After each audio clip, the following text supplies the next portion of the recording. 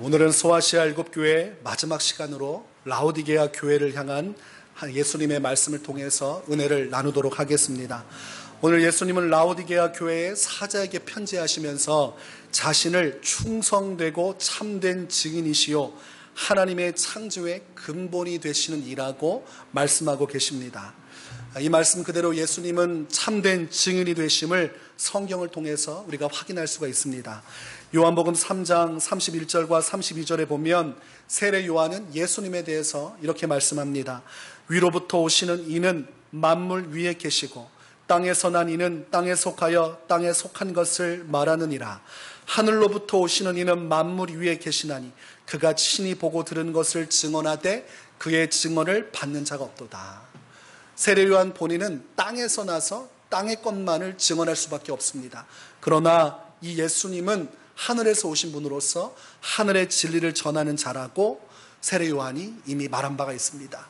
오늘 이 요한계시록에서 말씀하는 이 참된 증인이 된다는 것은 바로 하나님 나라의 주인으로서 하나님 나라에 대한 참된 증인이 되어주시는 예수 그리스도를 뜻하는 것입니다.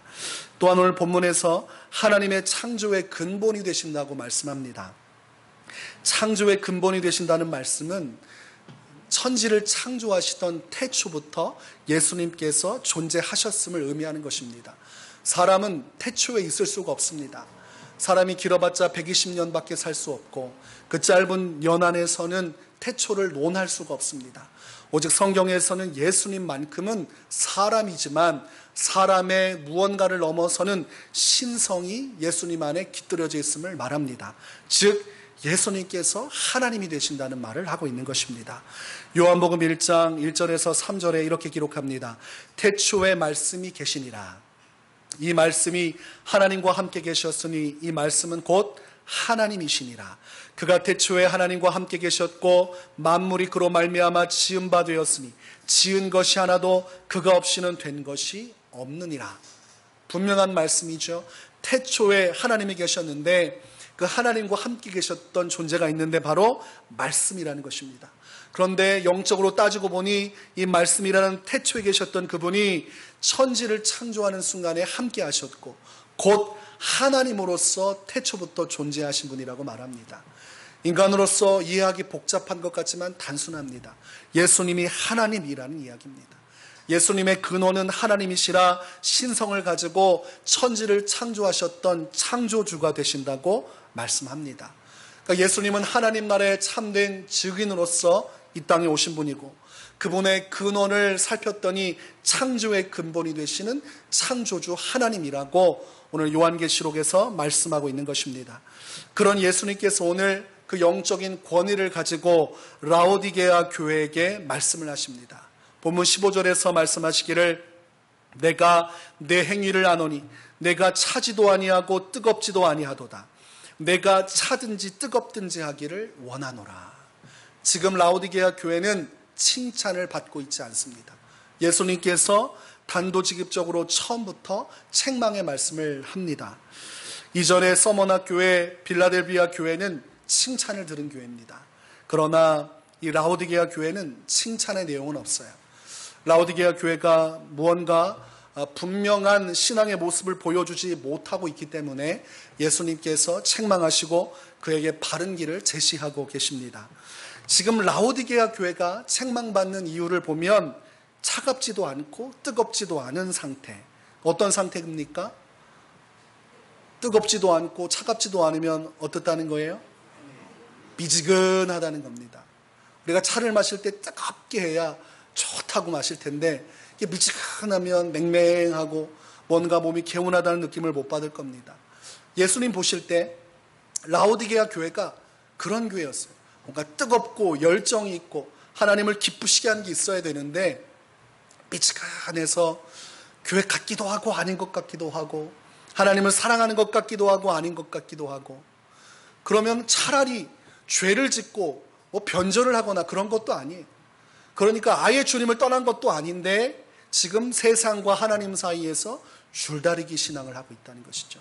다른 말로 표현하면 양다리 신앙이라고 할 수 있습니다. 양쪽에 다리를 걸치고 있는 거예요. 그러니까 교회에 다니면서 믿음 생활도 하고 있고 또한 세상 속에서 세상의 죄악도 즐기고 있고 이 두 가지를 다 놓칠 수가 없기 때문에 붙들고 있는 겁니다. 너무 맛있는 사탕을 양쪽에 가지고 있어요. 그러니까 구원은 받아야겠고 세상은 너무 좋은 거예요. 그러니까 두 가지 다 놓지 않고 꽉 쥐고 있는 겁니다. 그런 모습을 보게 되는 것이죠. 우리가 떡을 만들 때 떡을 만드는 목적이 있습니다. 그래서 찹쌀떡도 만들고 시루떡도 만듭니다. 그런데 떡 중에 이런 떡도 아니고 저런 떡도 아닌 게 있습니다. 이게 뭐야? 라고 하는 떡을 무슨 떡이라고 합니까? 야, 정말 무슨 떡같이 만들었네. 이렇게 얘기하잖아요. 개떡같이 만들었다. 지금 라오디게아 교회가 떡으로 비유하면 어떤 교회예요? 네, 속된 표현이지만 개떡 같은 신앙을 가진 교회다. 지금 예수님께서 말씀하시기를 16절에 내가 이같이 미지근하여 뜨겁지도 아니하고 차지도 아니하니 내 입에서 너를 토하여 버리리라. 맛이 없는 거예요. 떡으로서 가치가 있어야 삼키고 몸에 영양분을 삼는데 받아들일 수가 없으니까 다 토해낼 수밖에 없는 이도저도 아닌 떡이요 이도저도 아닌 차와 같습니다. 제가 전에 황당한 이야기를 접한 적이 있습니다. 어떤 남자가 한 여자와 오랜 기간 동안 연애를 하고 결혼을 준비하고 있었습니다. 그런데 자세히 살펴보니 이 남자가 문제가 있는 남자였어요. 이미 결혼을 해서 가정을 가지고 있는 남자였습니다. 애도 있었어요. 그러면서 다른 여자를 만나서 연애를 하고 사랑을 하고 있었습니다. 그리고 또 결혼한다고 준비를 하고 있었어요. 지금 이 사람은 무슨 일을 하려고 합니까? 두 집 살림을 하려고 하는 거예요. 이 여자는 이 여자고 이 여자는 이 여자예요. 전에 만난 여인은 처음 만난 사랑이요. 지금 만난 여인은 내 인생의 마지막 사랑이다. 해서 두 사랑을 놓칠 수 없으니까 나는 이 모든 걸 감당하겠다. 아주 큰 사람이에요. 한 집 감당하기도 어려운데 두 집을 다 거느리고 평생 사랑하며 살겠다 이것입니다. 그러면 우리가 그 남자 입장에서는 둘 다 가지면 좋은데 이 각자 여인의 입장에서는 어떻게 됩니까? 비참해지는 것이죠. 내 전부를 들여 인생을 이 남자와 함께하고 싶었는데 이 남자가 한 마음을 주지 않아요. 마음을 분리해서 이 여자도 사랑한다고 하고 저 여자도 사랑한다고 말하는 것입니다. 우리가 결혼한다는 건 어떤 의미가 있습니까? 내가 사랑하는 아내를 만나서 서약을 하지요. 나 누구누구는 평생 누구누구만을 사랑하겠습니다. 끝까지 변함없이 사랑하겠습니다. 서약하셨지요? 제가 사역할 때 결혼 준비를 할 때마다 결혼 서약문을 꼭 작성해서 신랑 신부에게 보여줘요. 그리고 꼭 예배 순서 중에 마이크를 주고 고백을 하는 시간을 갖습니다. 그것은 많은 사람들 앞에서 약속을 하고 또 하나님 앞에서도 그런 마음으로 부부간에 서약을 하라는 것이죠. 즉 평생 동안 내가 결혼한 이 아내만을 사랑하겠노라 다짐하고 결혼이 언약이 체결되는 겁니다. 다른 여자를 사랑해도 된다는 변칙이 있어요? 없어요? 없습니다. 내가 가정을 꾸리고 나서 다른 여자를 사랑하면 그때부터 비극이 시작됩니다. 드라마의 모든 비극의 시작은 어떤 겁니까? 불륜에서 시작돼요. 치정극으로 내다르죠. 부부의 세계라는 드라마가 있었습니다. 보신 분 있으세요? 진실로 진실한 분이십니다. 이 부부의 세계에서 남자 주인공이 한 말이 있습니다. 자기 아내에게 불륜한 것을 들키고 나서 한 말이 무엇이냐면 사랑에 빠진 게 죄는 아니잖아.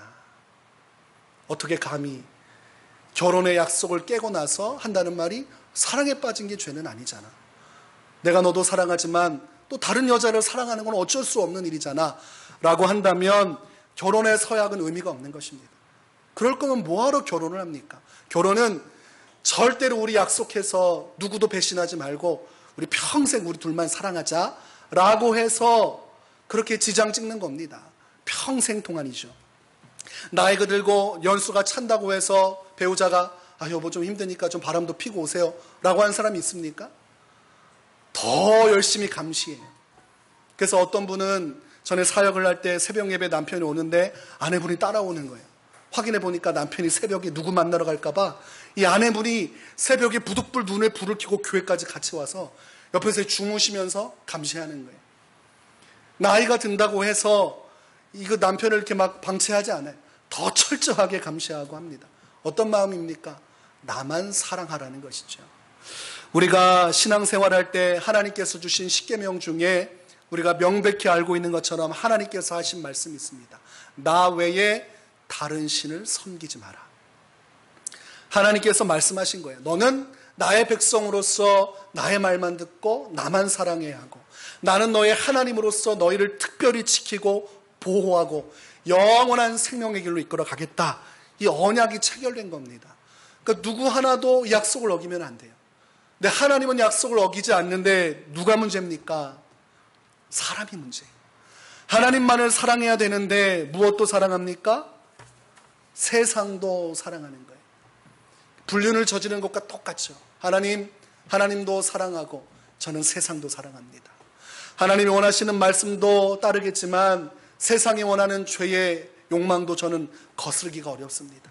이 정도는 이해해 주십시오. 그러면서 양다리를 걸친다는 겁니다. 여러분, 남녀 간에 양다리가 용납이 안 되듯이 신앙은 더 용납이 안 되게 되어 있습니다. 그리고 사람은 두 주인을 섬기지 못하게 되어 있습니다. 누가복음 16장 13절에 집 하인이 두 주인을 섬길 수 없나니 혹 이를 미워하고 저를 사랑하거나 혹 이를 중히 여기고 저를 경히 여길 것임이니라. 너희는 하나님과 재물을 겸하여 섬길 수 없느니라. 하나님과 재물, 세상의 것들 중에 선택하라고 하면 한 가지를 선택하게 되어 있습니다. 둘 다 똑같이 사랑하는 건 없다는 거예요. 내가 하나님도 섬기면서 나의 세상의 쾌락과 욕망도 사랑하는 법은 없어요. 하나님을 사랑하게 되면 이걸 버려야 됩니다. 세상을 사랑하게 되면 하나님을 버려야 돼요. 두 가지 다 붙잡고 신앙생활을 잘할 수 있는 방법은 없습니다. 이것을 분명하게 깨달아야 됩니다. 내가 세상도 사랑하고 세상의 법칙을 따라 살아가는 것도 누리면서 하나님으로부터 받는 모든 은혜도 다 받겠다. 그러면 그 전제 자체가 잘못된 겁니다. 불가능하다고 성경은 말씀합니다. 라오디게아 교회가 어떤 모습이었냐면 하나님을 믿는다고 말은 하지만 세상을 버리지 못했어요. 이게 참 중요합니다. 세상을 버리지 않고 끈을 잡고 있는 거예요. 내가 결혼하게 되면 전에 만났던 애인과의 관계를 끊어야 되는데 결혼하면서도 그 관계를 붙들고 있는 것과 똑같은 것입니다. 결혼 생활이 온전히 되겠습니까? 아내에게 쏟아줘야 할 그 마음의 모든 전심을 그 붙잡고 있는 그 과거의 그 관계로 인해서 계속 회방을 받는 것이죠. 마찬가지. 라오디게아 교회가 하나님 앞에 예수 믿는 믿음으로 돌아왔지만 세상이란 끈을 붙들고 있으니까 하나님께 전심으로 나가지 못하고 그 마음이 갈려지는 것입니다. 적당히 신앙생활하면서 세상으로 계속 마음이 빼앗기는 것입니다. 그러니까 천국은 가야 되니까 예수는 믿어야 될 것 같은데 세상은 너무 좋으니까 성경 말씀대로만 살 수 없는 거예요. 그러니까 타협을 하기 시작하는 겁니다. 교회에서의 내 삶이 있고 세상에서의 내 삶이 있어요. 세상의 내 삶을 교인들한테 보여주지 않아요. 그리고 오픈하지 않습니다. 철저히 이중적인 생활을 하게 됩니다. 그러니까 교회에서는 좋은 모습 보이는데 세상에서는 정말 인생 파탄자처럼 사는 사람들이 있습니다. 여러분, 잘 이것을 우리가 이해하는 것이 필요합니다. 이런 분들 중에 가장 특징이 되는 것이 무엇이냐면 세상을 벗하고 세상을 아직까지 붙들고 있는 사람들은 하나님의 은혜의 가치를 아직 모르는 분들이에요. 하나님이란 분이 얼마나 내 인생에 소중한 분인지, 그분이 내게 주신 은혜가 얼마나 귀한 것인지 그 가치를 이해 못하는 겁니다. 제가 부부에 대한 얘기를 자주 하지만 아내의 가치를 알아야, 그 귀함을 알아야 다른 곳에 눈독을 들이지 않는 거예요. 내가 사랑하는 나의 가정을 위해 지금까지 헌신했던 내 인생의 밑받침이 되었던 아내의 수고를 보고 그 가치를 알면 마음을 정할 텐데 자꾸 그 가치를 스스로가 훼손시키니까 다른 곳에 자꾸 눈이 가는 겁니다. 사도 바울은 이렇게 이야기합니다. 빌립보서 3장 9절에서 또한 모든 것을 해로 여김은 내 주 그리스도 예수를 아는 지식이 가장 고상하기 때문이라. 내가 그를 위하여 모든 것을 잃어버리고 배설물로 여김은 그리스도를 얻고. 예수님 한 분을 얻기 위해서 자신이 지금까지 고생해서 쌓아놨던 학문적인 지식과 사회적인 명예를 다 벗어던지겠다고 이야기합니다. 그런 것들을 사도 바울은 나는 배설물로 여기겠다. 하나님 앞에서 세상의 것, 세상의 명예, 세상의 모든 부귀영화가 헛되다는 것을 깨달은 사람이 사도 바울이었습니다. 그러니까 그가 예수님 만나고 나서 얼마나 힘든 시간을 겪었습니까? 가만히 있었으면 가말리엘의 제자로서 그가 가지고 있는 학식을 통해서 대제사장들에게 인정받고 그 사회적인 주도층이 돼서 영화와 명예를 누렸을 사람인데 예수님 만나고 나서 매일 매질당하고 사람들한테 모욕당하고 죽다가 살아나고 그리고 자기 스스로 말하기를 나는 복음의 사슬에 매인 자와 같다. 나는 사신과 같다. 자기의 인생이 볼모 잡힌 인생이 돼서 성도들 향해서 말하기를 너희는 자유를 누리나 나는 매일 죽어나간다고 얘기합니다. 아니 그럴 이유가 없지 않아요. 스스로가 선택한 것이죠. 예수님의 그리스도의 은혜의 가치, 영원한 천국과 하나님 그 자신을 내가 만나고 경험한다는 것의 가치를 사도 바울은 깨닫고 있는 것입니다. 그러니 세상의 것을 잘라낼 수가 있었습니다. 마태복음 13장 44절에 천국은 마치 밭에 감추인 보화와 같으니 사람이 이를 발견한 후 숨겨두고 기뻐하며 돌아가서 자기의 소유를 다 팔아 그 밭을 사느니라. 이렇게 말씀하고 있습니다. 천국이 얼마나 좋은 것인지 천국이 있다는 것을 확신한 사람은 자신이 가진 전 재산을 다 팔아서라도 이 천국을 얻기 위해서 모든 것을 투자한다는 것입니다. 여러분 밭에 금괴 200톤이 감추어져 있는 것이 있어요. 그런데 아직 소유가 확실하지 않아요. 얼마를 지불하고 내가 딱 찍어야 내 소유가 돼요. 근데 돈이 없어요. 그럼 어떻게 하겠습니까? 200톤이 있는 게 확실하면 내가 아는 사람 없는 사람 다 돈 빌려가지고 그 밭을 어떻게든 살려고 하지 않겠습니까? 사면 200톤의 금이 내 것이 되니까 그 확신이 나를 모든 것을 다 팔아서라도 그 땅을 사게 만듭니다. 우리 하나님의 은혜와 구원이 얼마나 내게 소중한 것인지를 알면 예수님 한 분을 통해 내가 얻게 될 구원의 확신이 오면 영원한 천국에 대한 확신이 오면 내 인생에 아무리 귀중한 것이라도 가차없이 버리고 천국을 붙든다는 것입니다.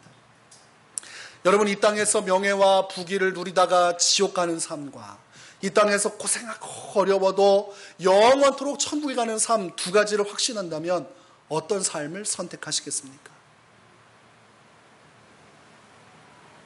한탕을 꿈꾸면서 이 땅에서 멋지게 살다가 지옥문으로 뛰어나가겠습니까?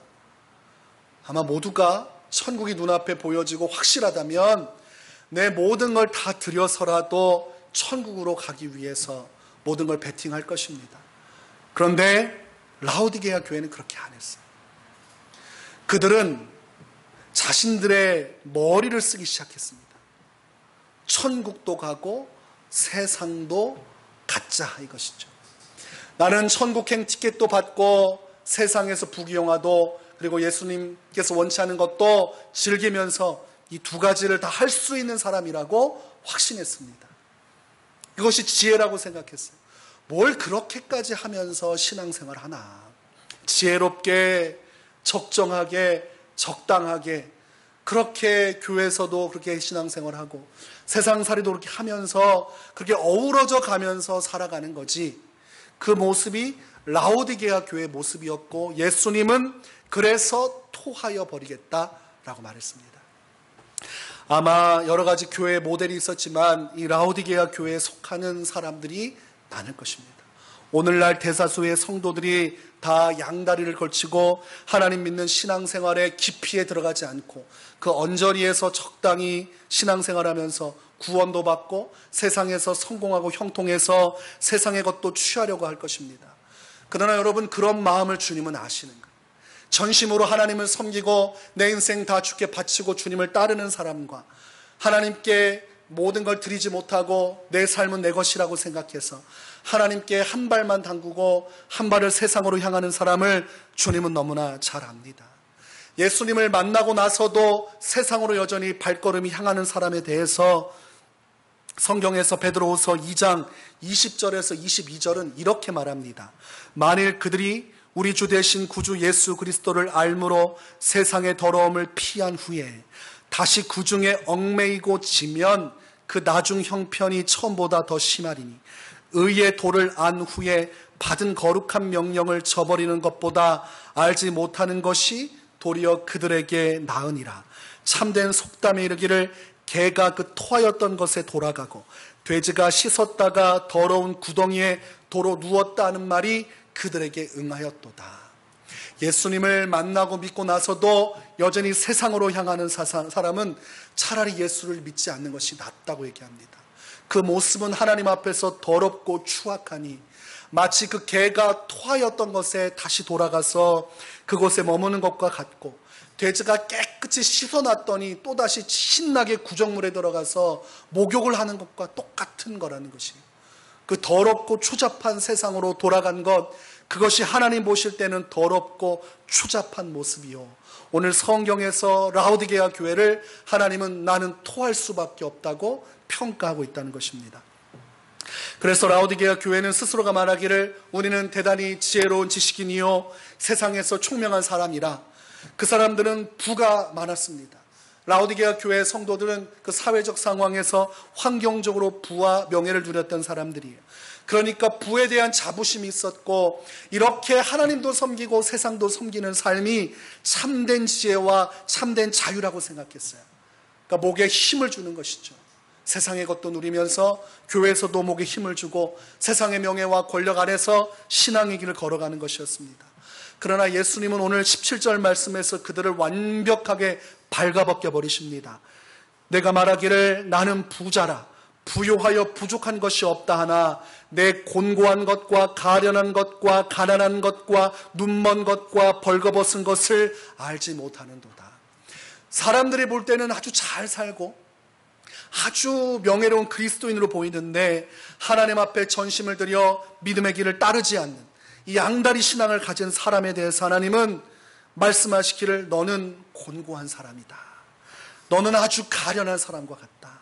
너는 실제로 육체적으로는 부유를 누리나 영적으로는 가난한 자가 되었다. 너는 실제로 모든 것을 아는 지혜자로 말하지만 영적으로 눈먼 자와 같아서 너 스스로가 내 앞에서 어떠한 모습인지를 알지 못하는구나. 너는 벌거벗었으나 그것을 깨닫지 못하고 있다. 우리가 이 차이를 알아야 됩니다. 사람들 사이에서는 분별을 못해요. 그러나 하나님 앞에서 우리는 분별할 수가 있습니다. 하나님 말씀 앞에서 내 양심을 비추어 보는 것이고 내 삶을 비추어 봐야 됩니다. 오늘 선포된 이 말씀은 누가 누군가에게 해줄 수 있는 것이 아니에요. 자기 스스로가 깨달아야 하는 것입니다. 자기 스스로가 하나님 앞에서 어떠한 자인지 알아야 돼요. 안데르센 단편작 중에서 벌거벗은 임금님이라는 동화가 있습니다. 왕이 왕실에 근무하는 2명의 재봉사의 감언이설에 속습니다. 아무것도 입지 않았는데 이미 왕은 너무나 아름다운 옷을 입고 계십니다. 그렇게 이야기하니까 정말 그런 것 같은 거예요. 정말 이것을 모든 백성들이 보면 찬사를 벌일 수밖에 없습니다. 실제로 벌거벗은 상태였지만 아주 재봉사들이 뭔가 멋지게 만든 것처럼 이렇게 하고 찬사를 보내니까 으쓱해졌어요. 그래서 백성들 앞에서 벌거벗은 채로 나갔습니다. 그런데 상황을 보니 백성들이 보니까 여기에서 왕을 찬사하지 않았다가는 그 옆에 호위병들한테 죽일 것 같은지라 왕의 그 아름다움을 찬미하기 시작합니다. 왕이여 정말로 멋집니다. 당신이 입은 옷이 얼마나 아름다운지 모릅니다. 그때에 그 무리 중에 어린아이가 있었습니다. 임금님이 벌거벗었네 라고 하는 말 한마디에 상황이 바뀌게 됐어요. 사람들이 웃음을 참지 못하고 웃기 시작했습니다. 그리고 이내 사람들이 정신을 차리고 보니까 왕은 벌거벗고 앞에서 이상한 행동을 하고 있고 자기들도 이상한 행동을 하고 있는 거예요. 그렇게 진실이 드러난 사건이 이 벌거벗은 임금님이라는 것입니다. 우리가 라오디게아 교회의 모습을 잘 살펴봐야 돼요. 하나님 앞에서 온전한 것 같았으나 하나님은 그들을 벌거벗었다라고 얘기했습니다. 이것이 얼마나 중요한지 알 수 없습니다. 그래서 18절에서 예수님은 내가 너를 권하노니 내게서 불로 연단한 금을 사서 부요하게 하고 흰옷을 사서 입어 벌거벗은 수치를 보이지 않게 하고 안약을 사서 눈에 발라 보게 하라, 이렇게 말합니다. 이것은 그것이에요. 그들은 자신들이 가지고 있는 부를 굉장히 귀하게 여겼습니다. 그러나 예수님은 그것은 의미 없다고 말씀하시는 거예요. 내게서 불로 연단한 금을 사라. 이것은 하나님께서 주실 수 있는 은혜를 말씀하시는 거예요. 정말 하나님의 영적인 은혜를 받고 그 은혜 속에서 살아가는 것이 어떠한 금보다도 귀하다. 이것이 진정한 불로 연단한 금과 같다고 얘기하시는 겁니다. 여러분, 진정한 금, 진정한 가치는 하나님의 은혜입니다. 오늘 예수님은 그 은혜를 반드시 그 은혜로 부요해지라고 말씀하고 계십니다. 그리고 흰옷을 사서 입어서 벌거벗은 수치를 가리라고 되어 있습니다. 흰옷은 거룩한 삶인데 예수님 앞에 회개하여서 더럽고 추악한 하나님과 세상 사이에서 줄다리기 하고 두 주인을 섬기고 양다리 걸치는 신앙을 끊어내고 주 앞에 돌아오면 벌거벗은 그에게 예수님께서 거룩한 옷을 입혀주겠노라 말씀하시는 것입니다.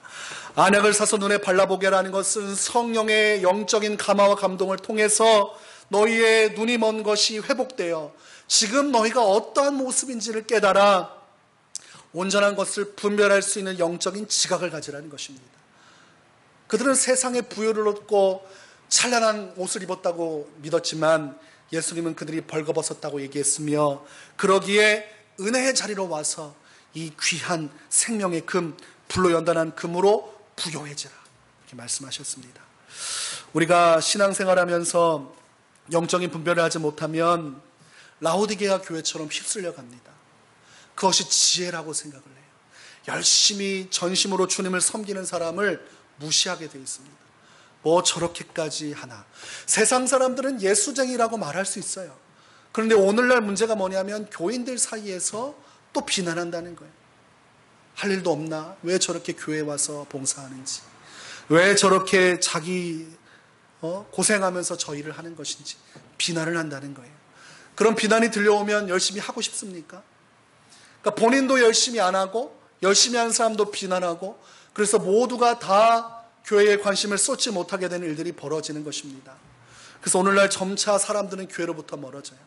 세상엔 깊이 들어가는데 그리스도인이라는 이름은 있고 신앙의 고백은 있는데 그들의 삶은 세상 사람들과 똑같습니다.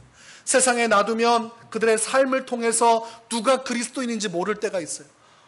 어떤 사람은 밖에 내놨더니 세상 사람들이 더 그리스도인 같은 사람들이 있어요. 착하고 선해서 교회 다니십니까? 하면 안 다닌대요.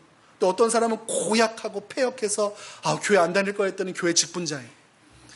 그 세상이 어떻게 돌아가는 건지 이젠 세상에 갖다 놔도 불신자고 구분도 안 되는 거예요. 식당에 가면 기도하는 모습을 통해 그리스도인이구나. 그리고 삶 속에서 찬양을 흥얼흥얼 대는 걸 들으면서 그리스도인이구나.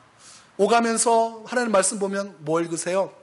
성경 읽습니다. 그리스도인이구나. 뭐 이게 있어야 되는데 이거는 비밀 요원처럼 숨어 있으니까 하나님만 아시지 누가 어디에서 신앙인인지 알 수 없는 거예요. 한마디 말도 안 하고 서로 세상에 숨어 살아가는 것이죠. 그 모습이 라오디게아 교회의 모습이었습니다. 양다리를 걸치고 하나님 앞에 그렇게 신앙생활을 하는 거예요.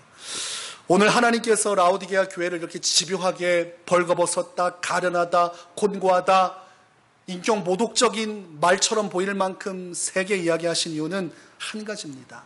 19절에 기록하기를 물은 내가 사랑하는 자를 책망하여 징계하노니 그러므로 내가 열심을 내라 회개하라. 사랑하기 때문에 지금 예수님은 막 쏟아내는 것입니다. 여러분, 메시지가 강할 때 목사님이 우리를 아주 죽이시는구나 이렇게 생각하면 안 됩니다. 사랑하기 때문에 메시지가 세게 나가는 거예요. 그리고 그렇게 메시지가 나가는 것은 목회자 개인의 어떤 의사와 상관없이 성령께서 부어주시는 것인데 그 안에는 사랑이 깃들어져 있는 거예요.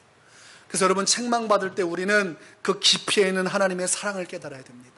라오디게아 교회를 보면 다시는 안 만날 것처럼 예수님이 마구마구 책망하시지만 그 본심을 이야기하시잖아요.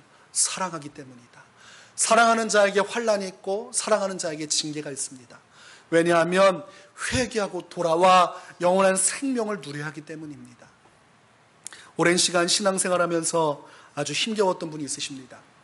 이분이 어느 날 세상의 모임에 가서 술 한잔하면서 취기도 오르고 친구들 만나면서 동창회를 한번 하신 거예요. 그리고 돌아와서 아내한테 하시는 말씀이, 여보, 내가 지금까지 신앙생활 열심히 했지만 이렇게 행복한 적이 없어. 난 앞으로 세상에 나가서 술도 마시고 못 만났던 친구도 만나고 지금까지 못 누렸던 거 평생 누리다가 살아야 될 것 같아. 그때부터 이 아내분이 근심이 많아지기 시작했어요. 권사님이셨는데 저에게 와서, 목사님 기도해 주십시오. 남편이 밤마다 집에 안 들어와요. 세상에 푹 빠져서 가정도 그렇게 잘 살피던 사람인데 밖에 나가서 안 들어와요. 밤 늦은 시간까지. 때로는 몇 박 며칠 날짜를 잡아서 가서 자기도 따라가곤 하는데 도저히 너무 힘듭니다.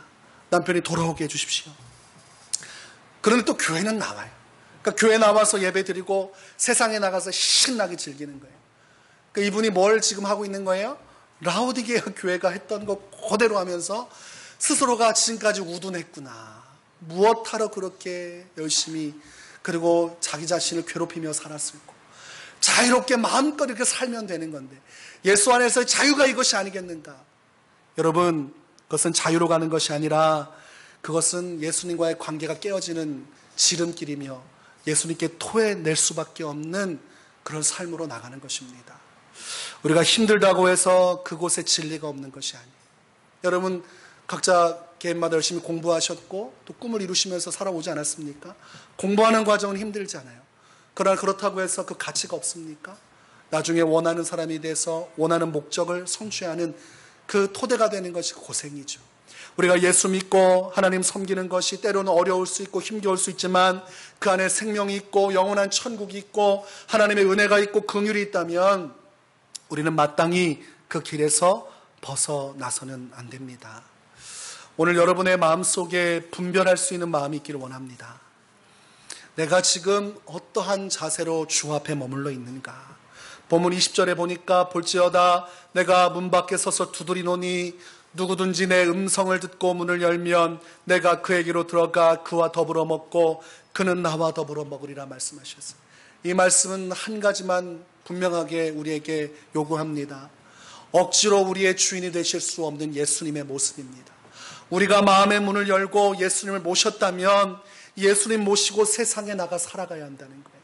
예수님은 우리의 인생의 주인이 되기 원하시지, 그 마음속에 예수님 말고 세상이 들어오고 세상의 명예가 들어오고 세상의 쾌락이 들어오고 세상의 정욕이 들어오는 것을 원치 않는다는 말씀입니다.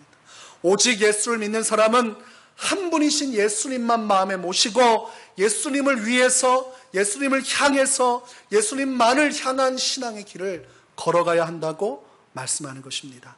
요한일서 2장 15절에서 17절은 말씀합니다. 이 세상이나 세상에 있는 것들을 사랑하지 말라. 누구든지 세상을 사랑하면 아버지의 사랑이 그 안에 있지 아니하니 이는 세상에 있는 모든 것이 육신의 정욕과 안목의 정욕과 이생의 자랑이니 다 아버지께로부터 온 것이 아니요 세상으로부터 온 것이라. 이 세상도 그 정욕도 지나가되 오직 하나님의 뜻을 행하는 자는 영원히 거하느니라. 세상의 정욕이 달콤하고 좋지만 육신을 만족시켜주고 내 안에 있는 눈의 안목의 정욕을 만족시켜주고 이 세상에서 자랑할 만한 것, 많은 것들을 얻게 해줄지라도 이 세상의 것은 하나님께로부터 온 것이 아니고 그 세상의 것을 따라가는 자는 하나님의 사랑 안에 거할 수도 없습니다. 그리고 그떤 것들을 따라간 자는 결국은 정욕이 사라지고 이 세상 모든 것이 사라질 때 결국은 그 사람의 인생 또한 허무하게 안개와 같이 심판의 길로 들어서게 될 것이라고 말씀합니다. 오직 하나님의 뜻을 행하는 자만이 영원히 거하게 된다고 말씀을 하고 있습니다. 히브리서 12장 1절에 말씀합니다. 이러므로 우리에게 구름같이 둘러싼 허다한 증인들이 있으니 모든 무거운 것과 얼매기 쉬운 죄를 벗어버리고 인내로써 우리 앞에 당한 경주를 하며. 우리의 인생은 여러분 경주와 같은 거예요. 여러분 각각마다 하나님 앞에 서서 각 레일에 서서 열심히 뛰고 있는 것입니다. 그러다가 세상으로 향하면 이 경주를 할 수가 없어요. 하나님 품 안에서 예수님 모시고 얽매기 쉬운 죄들, 세상의 욕망들 다 끊어내야 돼요. 내가 하나님께로 향하는 데 방해가 되는 세상의 것들 끊어내야 됩니다. 이건 못 끊어내면 하나님 앞에서 신앙의 뜨거움을 회복할 수 없습니다. 왜 내 신앙이 이렇게 차가워졌습니까? 예수님, 내가 전에는 뜨거웠고 주님을 위해 살겠다고 얘기했는데 세월이 흐르니까 역시 별 수 없군요. 아닙니다. 내가 끊지 못한 것이 있어요. 여러분 잘 묵상하십시오. 지금 예수님과 나 사이에 내 열심을 방해하는 무언가가 지금 끊지 못하는 것들이 있어요. 그런 것들, 그런 죄들, 얼매기 쉬운 죄를 끊어버리고 그런 모든 것들을 내려놓는 작업을 하지 않으면 라오디게아 교회처럼 뜨거워질 수도 없고, 그렇다고 예수님을 벗어던질 수도 없으니 이도저도 못하면서 하나님 앞에서 비극적인 신앙생활로 자꾸 떨어져 나가는 것입니다. 여러분의 신앙생활이 뜨거워지기를 바랍니다. 온전히 주님만을 섬기길 바랍니다. 세상과 하나님 사이에 마음의 두 개를 나누지 말고 여러분 마음을 온전히 여러분의 주인 되신 예수님께 드리시길 바랍니다. 그래야만 21절의 약속처럼 회개하여 돌이켜 온 자는, 하나님을 온전히 섬기는 그런 자는 예수님의 보좌에 함께 앉는 영광을 주시겠다고 말씀하셔요. 예수님이 천국에서 그 보좌에서 영광을 누릴 때 이 땅에서 눈물 지으며 수고로 이 주를 위해 살아온 온전히 한 분이신 내 신랑 되신 예수님만을 사랑하여 열정적으로 주를 섬긴 자는 주께서 손을 붙들고 그 보좌에 함께 앉아 영원한 위로와 안식을 얻게 해주시겠다고 약속하고 계십니다. 여러분 오늘날 오직 여러분의 마음을 예수님께로만 드리기 원합니다. 영적인 양다리, 영적인 불륜 다 정리하시고 세상과 나는 간 곳 없고 구속한 주만 볼 수 있는 그런 신앙으로 주 앞에 서시기를 주의 이름으로 축원합니다.